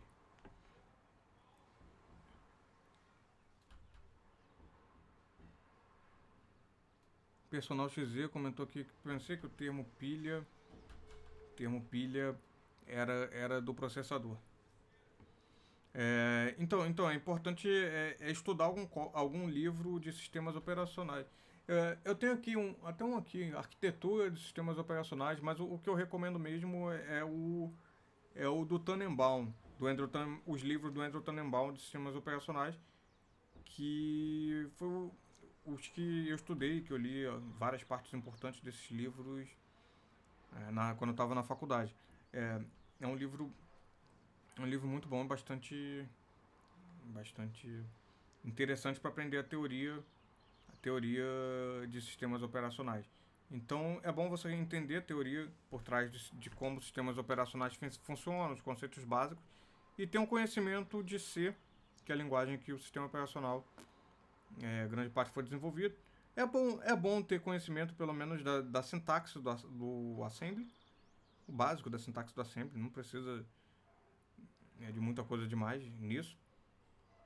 E básico, entender algoritmo, arquitetura, ter algum conhecimento de arquitetura de computadores. É o conhecimento básico que se ensina nos primeiros períodos de um curso de ciência da computação ou de um curso de engenharia da computação, análise de sistemas, que é o que eu fiz no caso, eu sou formado em análise de sistemas. E isso era ensinado nos primeiros períodos, os 2 primeiros períodos. Algoritmos, estruturas de dados, arquitetura de computadores, arquitetura de sistemas operacionais, arquitetura de redes. Então é o conhecimento base da área, né? Com esse conhecimento você consegue ler, entender o código. Mas mesmo se você não tiver todo esse conhecimento, eu recomendo que você leia esse livro do Lyons. E aí, nas partes que tiver faltando algum conhecimento, que você não entender nem com a explicação do autor, que é muito boa, aí significa que falta alguma coisa, você volta lá na base, vai estudar a sintaxe do C, vai estudar arquitetura de sistema operacional, vai estudar arquitetura de computadores. Mas pode ler o livro que mesmo assim você ainda vai aprender bastante coisa.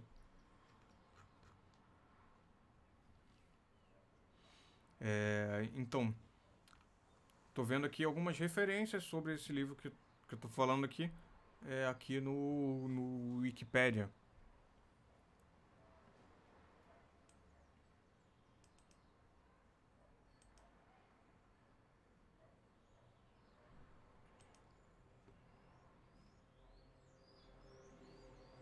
Então aqui tá falando que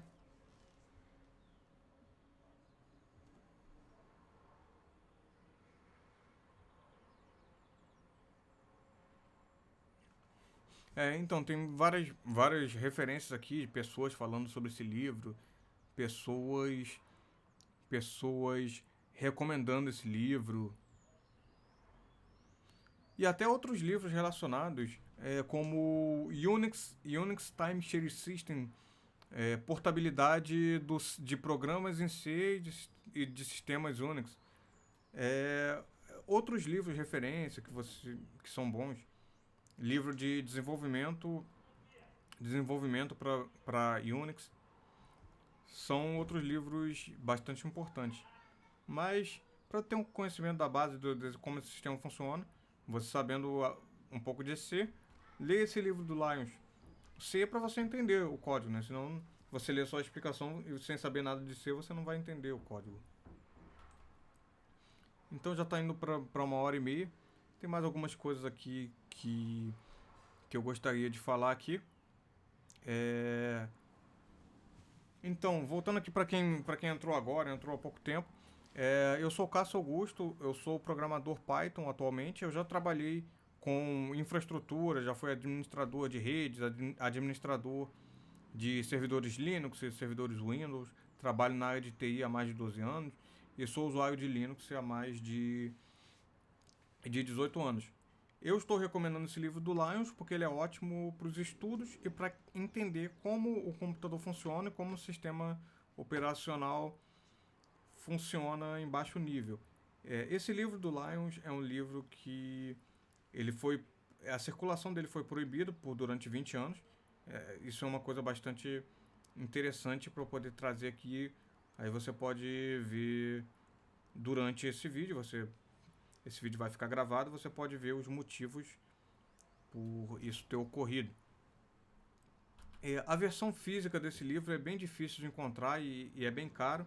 Eu achei aqui, eu achei aqui na Amazon para vender, o mais barato estava R$ 325. Então ele impresso é difícil de encontrar, mas você acha PDF fácil na internet.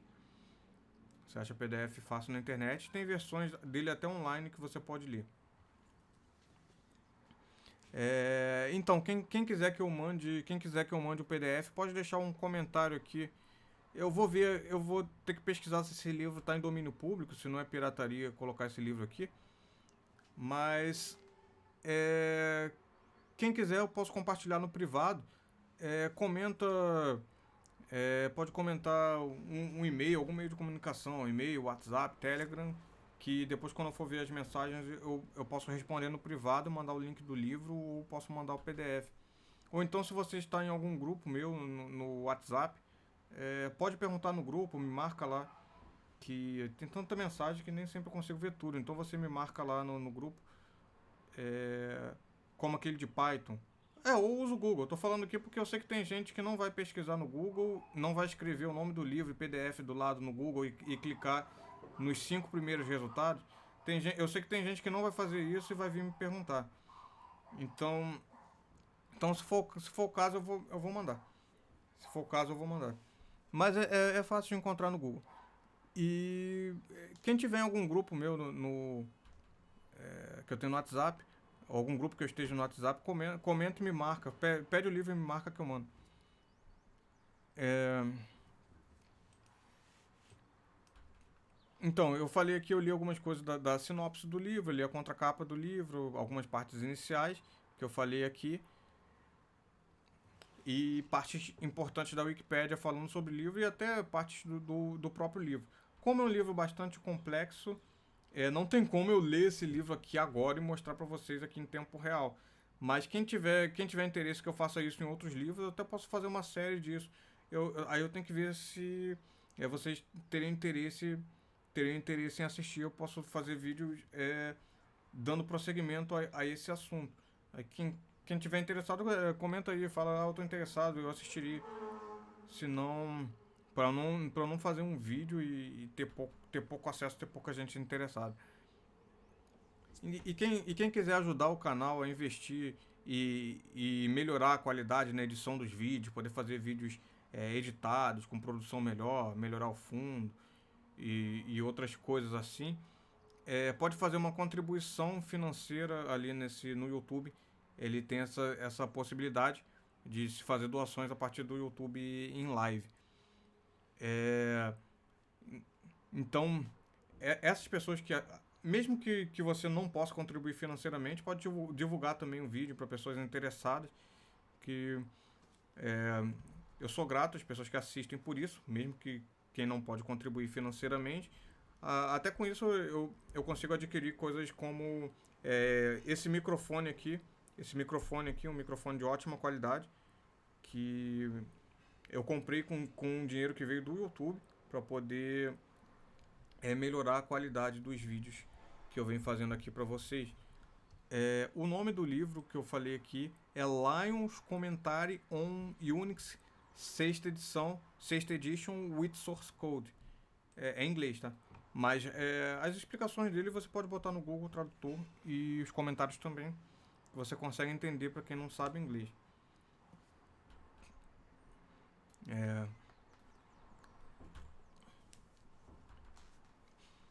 É, então, eu falei aqui do microfone, questão de contribuição, compartilhar o vídeo. E uma novidade, perguntou aqui,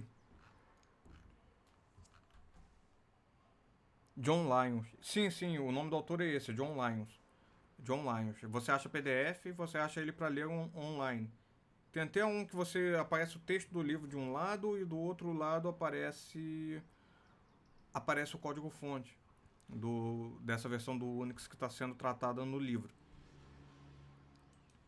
Dessa versão do Unix que está sendo tratada no livro. Então, respondendo uma pergunta comum que eu sempre recebo, Personal XZ fez uma contribuição aqui. Muito obrigado, Personal XZ. Personal XZ fez uma contribuição aqui.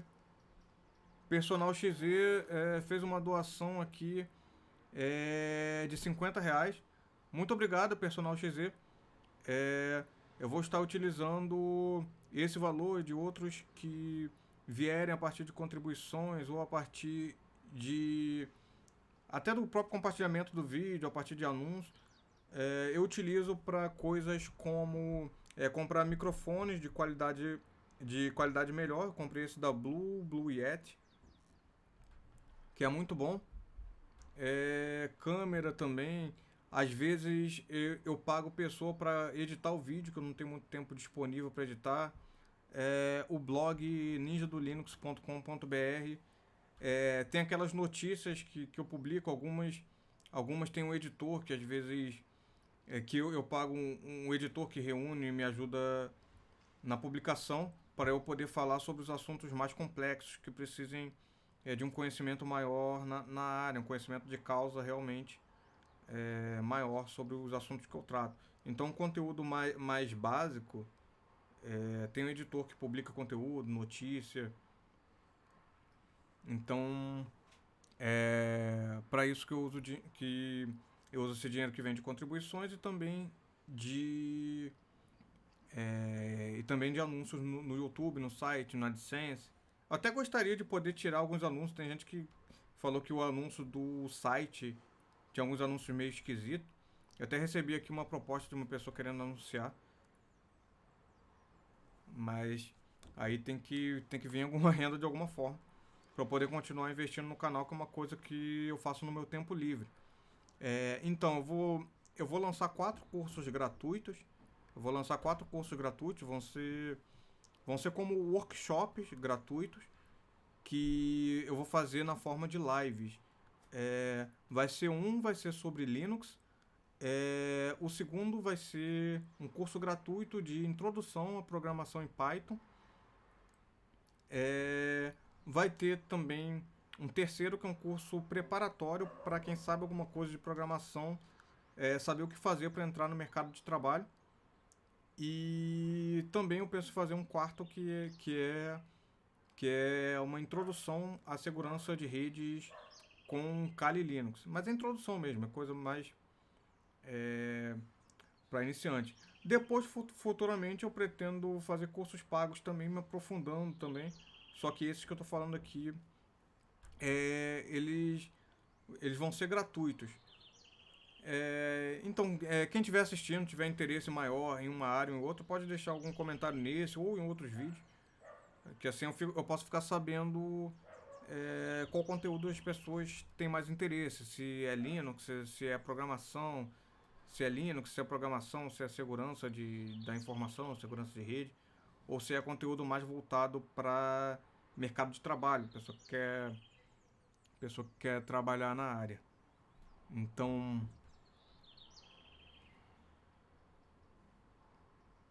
então a princípio é isso. E eu tenho um grupo de programação no WhatsApp.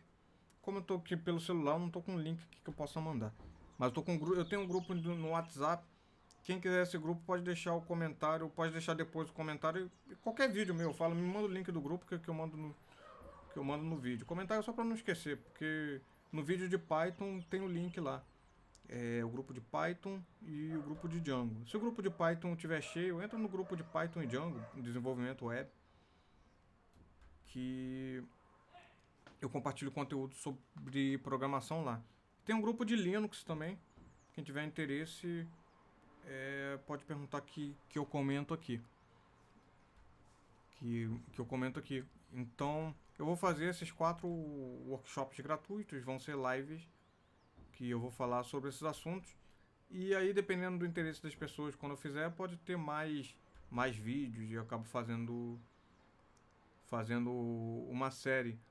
O Personal XZ comentou aqui, tamo junto, fez uma contribuição de R$ 50. Valeu, Personal XZ, muito obrigado pela contribuição aqui.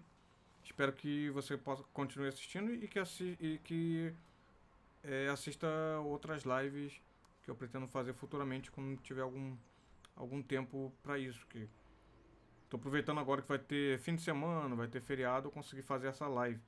Que normalmente eu estaria trabalhando 8 horas por dia, aí às vezes tem tempo de trânsito, quando não tô remoto, eu acabo. Até por isso eu acabei não tendo mais muito tempo para fazer live. Como eu fazia. Como eu estava fazendo antes. Lembro quando eu trabalhava 100% remoto. Não tinha tempo de trânsito, então eu estava fazendo live quase todo dia. E depois tive que parar. Mas é isso. Então. E outra pessoa comentou aqui se eu tenho grupo no Telegram. Não, eu não tenho grupo no Telegram. Eu tenho grupo no WhatsApp. Tem de alguns assuntos que eu acho interessante. Tem grupo de Linux. Quem quiser grupo de Linux.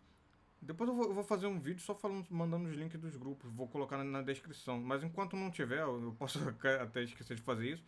Então quem tiver interesse em entrar em algum grupo, deixa algum comentário ou pode mandar algum meio de comunicação se quiser, que depois eu respondo. E-mail, WhatsApp, alguma coisa assim. Eu não tenho grupo no Telegram.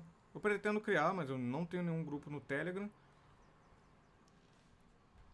Aí.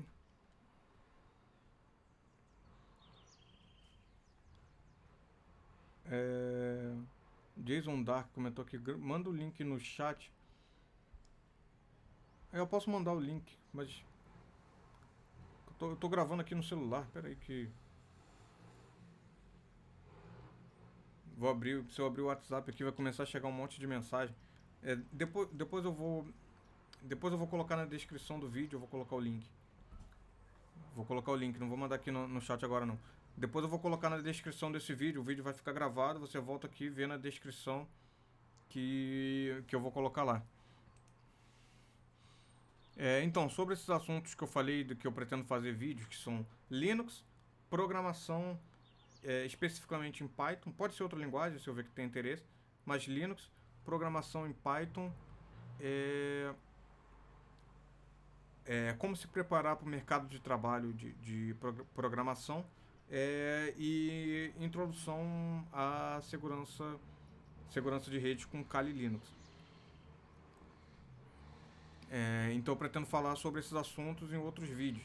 E aí a ordem que eu vou publicar, ou se eu vou realmente fazer um ou fazer outro primeiro, aí eu vou gravar primeiro o assunto que eu perceber que tiver mais pessoas no canal interessados em assistir. Mas somente quem tiver interessado. Eu vejo aí pelos os comentários, os vídeos que as pessoas estão assistindo mais. Mas a princípio eu pretendo fazer pelo menos uma live sobre cada um desses assuntos, que vai ser disponibilizado aqui abertamente aqui no canal, e também vai ter o link nos meus sites www.ninjadolinux.com.br, no cassoaugusto.com.br, e eu vou mandar também o link nos meus grupos do WhatsApp. Se você não está no grupo, pode botar. Se você não está no grupo, você. Depois eu vou deixar o comentário na descrição e aí você pode entrar pelo link. Ou se eu esquecer de fazer isso, me perguntem em algum vídeo que eu respondo. E tem um link lá nos meus vídeos de Python que já tem publicado no canal. Se quem estiver procurando o grupo de Python, ele já tem o link lá.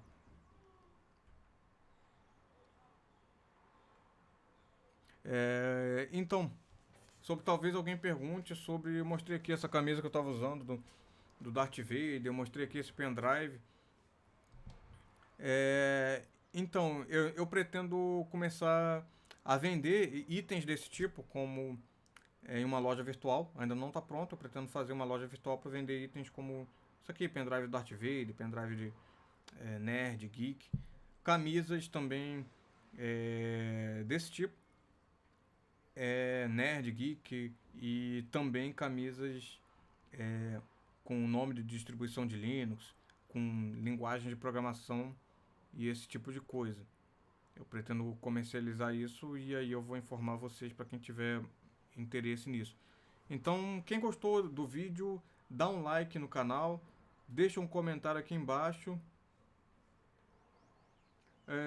O Jason Dark comentou aqui, mano, não pode ser, eu tenho um pendrive desse. Eu tenho um pendrive desse. É, o Personal XZ perguntou que o tema da camisa tem a ver com a força que precisamos para ler o código do Unix. Personal XZ, não. No máximo vai ter uma camisa escrito Unix, ou uma camisa escrito Linux com desenho de um pinguim, uma camisa escrito Slackware ou Ubuntu, mas não tem nada a ver com você aprender Unix. Você pode aprender Unix com uma camisa do Windows. Isso é mais decorativo mesmo, não tem nada a ver com aprender. Mas é mais decorativo. Você vê algumas pessoas usam camisas escrito lá Slackware. Só não vai fazer nada de errado com uma camisa do Slackware, senão acabar sendo preso aí com uma camisa de distribuição Linux fica meio complicado. Mas Jason Dark comentou aqui, sou fã do Darth Vader. Legal, legal. Muito bom. Tem esse aqui, produto. E essa do Darth Vader também não tem nada a ver, mas como eu já tenho esse plano de estar vendendo camisas de Linux, camisas com nome de distro, com nome de linguagem de programação, símbolo do Python e coisas assim. Como já vai ter estampas sendo colocadas em camisas para vender quando esse projeto estiver sendo feito, vou pegar outros assuntos também, como que eu vejo que pessoas têm interesse. Como essa camisa aqui, por exemplo, coisa desse tipo. Então é isso, pessoal. Quem gostou do vídeo, dá o like aí no canal, dá o joinha, marca o sininho para ativar as notificações. Comenta aqui se você tiver. Comenta aqui o que você achou desse vídeo, ou se tiver algo a acrescentar, alguma pergunta, ou dizendo o que você achou desse vídeo aqui, desse canal. Dá o like, comenta. Se puder, compartilha esse vídeo com seus amigos. Quem é estudante de faculdade, manda.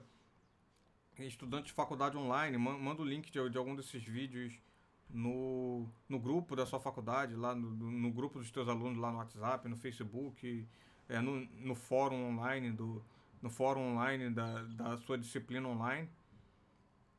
Tu estuda de sistemas operacionais, bota esse livro como referência, fala que consultou esse livro, pega o PDF aí e lê. E vai na sala de aula, recomenda, quem estiver estudando presencial, recomenda meus vídeos na sala de aula. Ou para não falar que eu estou fazendo propaganda, divulgando, não precisa nem recomendar o meu vídeo, não precisa nem mandar ver o meu vídeo. Pega esse livro que eu recomendei aqui, coloca num pendrive, compartilha com os alunos, vai lá na Xerox, você tira a cópia do livro. Não precisa mais se esconder para isso. Compartilha com os alunos, fala que esse livro existe, conta a história desse livro, fala o que aconteceu com ele, e aproveita para compartilhar essa história do Unix, do open source, do software livre, do Linux, software livre. E para mais conteúdo sobre a história do Linux, você pode ver aquele documentário Revolution OS.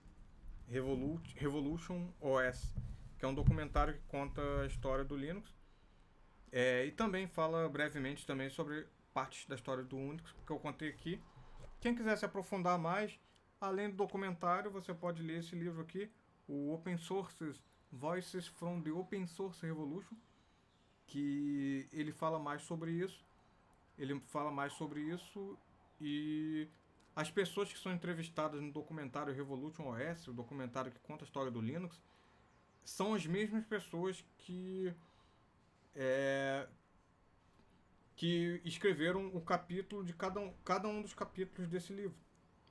E ele conta pontos bastante interessantes da história do Linux, do Unix, do Open Source, com várias pessoas que tiveram influência nisso, como Linus Torvalds, do Linux, Bob Young, da Red Hat, Michael Tillman, da Signal Solution, Richard Stallman, da Free Software Foundation, Tim O'Reilly, da editora O'Reilly, Eric Raymond e Bruce Perens, da Open Source Initiative, Tom Packin, da Mozilla.org, Kirk McKissick, Berkeley Unix, Jim Hammerly, da Netscape, Scott Bradner, da Internet Engineering Task Force e Brian Bernlenhoff, da Apache. Esse é um livro que eu consultei bastante para publicar vários conteúdos aqui do canal. Então é muito bom. Tem o livro Just for Fun, do Só por Prazer, Just for Fun, do Linus Torvalds, que conta sobre a criação do Linux.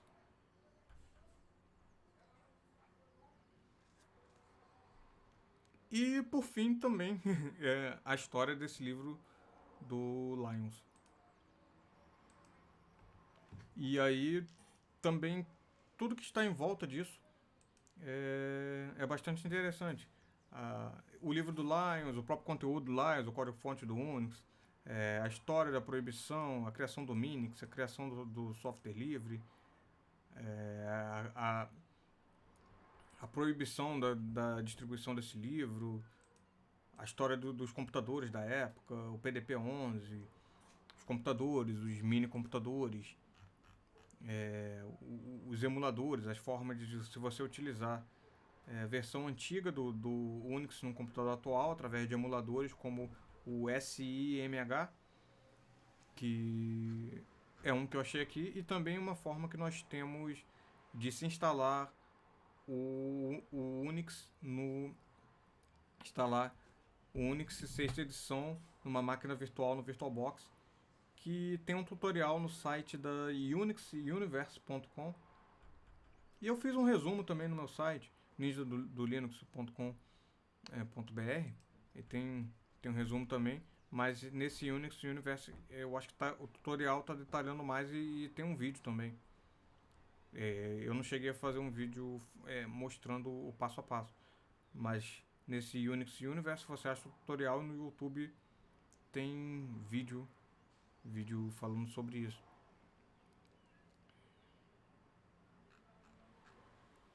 Então, o que eu falei aqui é bastante importante para quem quer estudar arquitetura de sistemas operacionais, arquitetura de redes de computadores, arquitetura de computadores, programação, ver um código feito, um código muito bem feito, de alto nível, que vem sendo usado como referência por várias décadas, por quase 50 anos, quase 60 anos, quase 50 anos sendo utilizado como referência de código de qualidade, que é o caso do código-fonte do Unix, e que serviu também como inspiração para criar o Linux e BSD também e outros sistemas atuais.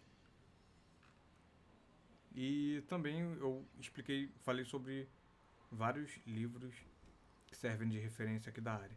Então já está indo para 2 horas, eu vou encerrar a live. E obrigado a todos que assistiram aqui até agora. Então é isso, obrigado por assistir esse vídeo. Se inscreva no canal, dá o like, compartilha o vídeo. E muito obrigado por assistirem esse vídeo aqui. Até o próximo vídeo, pessoal.